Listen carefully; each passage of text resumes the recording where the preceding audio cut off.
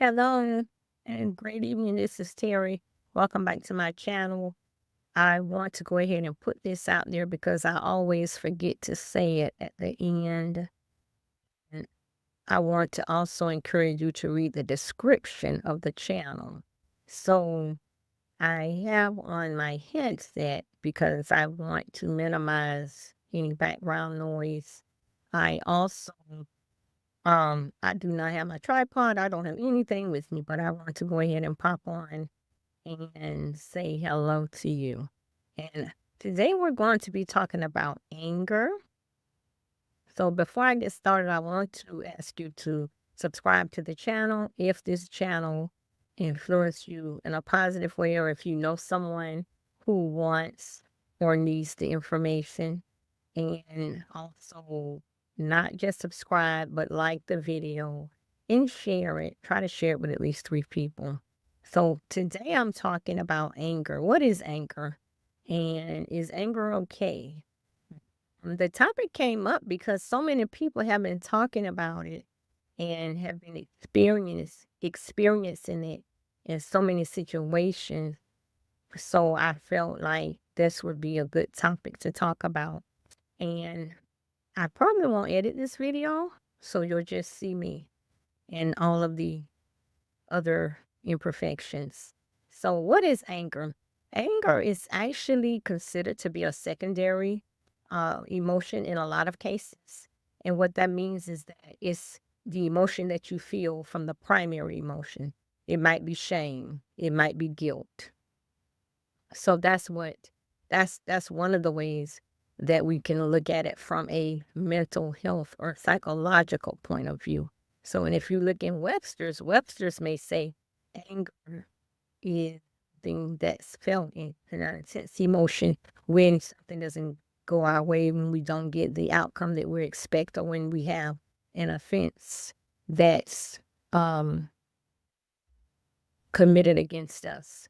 And I want to give you a few words of what people do to describe the levels of anger that they feel when they don't want to say that they're angry.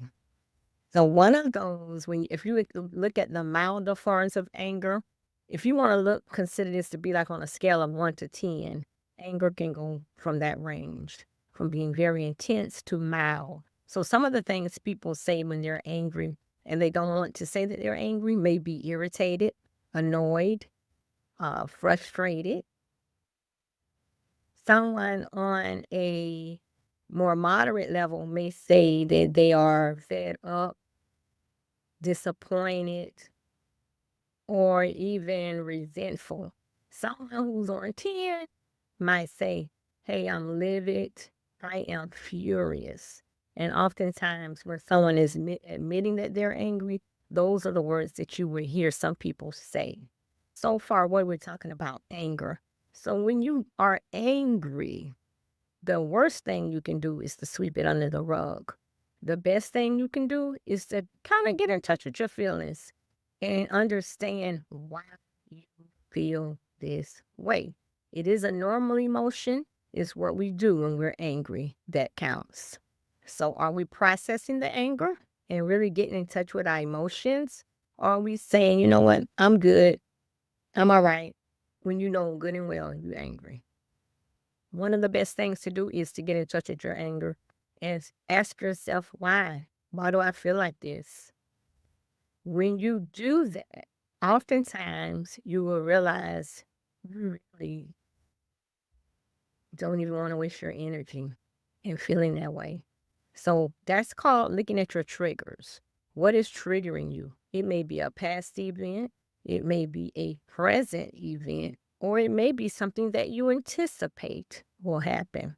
No matter what, get in touch with your emotions. Most of the time, when you ask someone how they feel, anger is one of the ones that they'll tell you. The top three are happy, sad, and angry, or happy, sad, and mad. We have a array of emotions, and most of the time, people can't tell you what they are. So that's one of the things that I do with my clients, to get in touch with their emotions and to learn how to express their emotions instead of holding things in. That is very unhealthy. And that's what I'm focusing on today, the physical aspects of being angry and not letting it out, not talking about it, trying to hold everything in. It is a good idea to not to discuss things when you're in the height of your emotion. However, it's not a good idea to just bury your feelings. So let's see, where shall we start? I want to start with the top three that most people probably know about, and that is number one, hypertension. Do you know when you're angry, whether you talk about it or not, that you cause yourself to be at a higher risk of having a elevated um, blood rate or blood pressure, heart rate. And that's not what we want to do. Um, in order to move past that, here's some tips. It's called the silent killer. And a lot of times people don't have any symptoms and they have it. So if your blood pressure is going up, that means your heart rate is beating faster. If you have the um, if you have a tendency to get mad a lot, one thing you can do is to take very deep breaths. Take deep breaths, and you need to do that anyway because that automatically helps your pressure lower. Another thing you can do, just very, very simple, and people don't realize it, is to drink a bottle of water because it's going to slow you down. Drink the whole bottle and just kind of don't even talk about it right then. Maybe you can write some things down that you want to talk about once you're not so upset. Another thing that people do, or that happens to you physically, when you're angry is your digestion is messed up. So I do have some family members coming in, and it's okay. I'm going to continue the video. But one of the things that people don't know is that their digestion is disturbed when they're angry. And a lot of times you'll feel that your stomach is tightening up. I know a lot of times people, they don't even realize that they're gaining weight because they're angry and they're holding it in. And even if they're letting it out, if you're in a prolonged state of anger, meaning that you're getting angry all the time or quite frequently and you never deal with it, that can be one of the side effects. Your digestion is not good. Another big one, if you're always sick, you might be somebody that's angry. A lot of people don't know. And you might have anger that you're directing at one person, or it might be many people. You are making yourself sick. I call people you're putting poison in your body because your immune system is lowered. You're not going to be the healthiest person that you can be if you turn around and you're angry all the time. Nothing wrong with being angry, but how are you resolving it? So that's the key. How are you handling it? One of the other things is your stress hormones are increased. Your stress hormones are increased. Your cortisol and your adrenaline are flowing. When people say fight and flight, yeah, it's high. It's way over the top. And it's going to stay there if you don't deal with your issue of anger. Okay? Again, nothing wrong with it, but hey, let's deal with it. Auntie, you want to say hey? Did you know that when you're angry, you increase or accelerate your aging by the hormones that are being released in your body? You accelerate your aging. And do you know, one thing I want to point out, and this is not physical, but it deals with you really can't be creative and do your best when you're angry because it's constant chaos.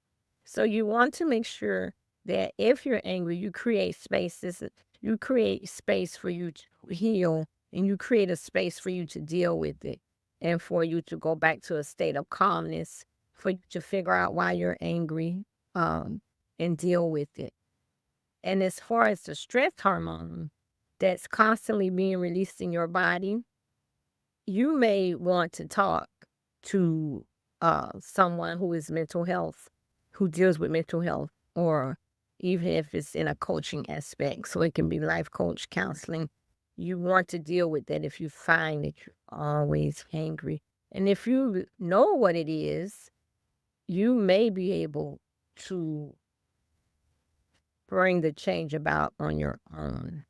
For instance, if you know, there was a time when I injured myself and I was already going through something. I mean, I really was upset because it was taking a lot of my time, and I had to go to physical therapy. I had to go to all these doctor's appointments. And one day I just said to myself, you know what? I need to take a deep breath, and I'm halfway through this process. I didn't have to get cut on. I didn't have to have a surgery where they made incisions. In fact, I chose not to because I know that our body self heals, and I was not in a state that I to have surgery. It probably is the decision that the doctors wanted to do, and that probably a lot of people would do. I just did not want to do it. So I chose to it may have taken a little bit longer, but I just didn't want to take the chance of the unknown outcome. So I made some changes, and I remained in treatment, but I did not have surgery. So, but I was kind of a little upset about that at first. And I really, really, really, really had to pray about it. And I asked the Lord to help me. And I adjusted my attitude. So sometimes we can do that. But sometimes if it's a lot of things going on and you're dealing with unfinished business, things from the past, a lot of stuff may be going on right now. And you just might be what some people say frustrated, but it is anger. So I gave you some of the words that people use when they don't want to say that they're angry, but they really are. And you know, maybe we can talk about how do you deal with it? Well, the first thing you want to do is recognize what your triggers are and what is it that's getting you angry. Be honest with yourself. And then once you do that, you'll know the next step of what to do. And this is just some of the physical things that happen. We haven't even talked about spiritual things. We have not talked about uh, how it impacts relationships. We have not really taken a deep dive, but I wanted to come on and talk about this. A lot of people go to sleep when they're angry. Some people, one of the young men I talked to uh, last week told me when he's angry, he gets tattoos. A lot of people go walking, they exercise. So whatever works for you, if you're going to be able to cope in a healthy way. But if you find yourself being triggered very easily, uh, just think about it because there's a lot of stuff people get angry about. It really don't matter. It's going to pass over. And just remember that in this life, we're going to go through some things. How we work at resolving it is one of the things we have to look at. And how do are we repeating the same things or are we learning from what happened? Sometimes it's bad relationships. Sometimes it's just bad decisions. Sometimes there are injustices. But at the end of the day, you still got to make a decision about how you're going to deal with it. So I hope you enjoyed this video. Again, if you did, go ahead and hit that subscribe button. Also like the video and share it. And I want you to drop in the comments below, how do you deal with anger? And did you think anger is good or bad? How did you feel before this video? Share that with me. I look forward to seeing your comments. You have a blessed week, and I look forward to seeing you soon.